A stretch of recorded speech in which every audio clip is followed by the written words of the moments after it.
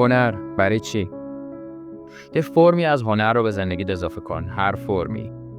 هر کدوم که یکم بهش استیاب داری یا یکم توش استعداد داری فرق نمیکنه. و منظورم از اضافه کردن هنر به زندگی این نیست که الزاماً تبدیل بشی به یک هنرمند فاخر ماندگار در تاریخ، نه. میخوای یه فرمی از هنر رو به زندگیت اضافه کنی برای اینکه کیفیت زندگیت بهبود پیدا کنه. شاید در حد این باشه که صرفاً یه اثر هنری بخری و بذاری گوشه خونه.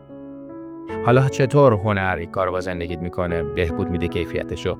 وقتی درگیر هنر میشی مجبوری بیشتر توجه کنی، بهتر ببینی، بهتر بشنوی، بهتر لمس کنی و به طور کلی حضور بیشتری توی زندگی داشته باشی. در واقع هنر یک پل بین ما و خود زندگی.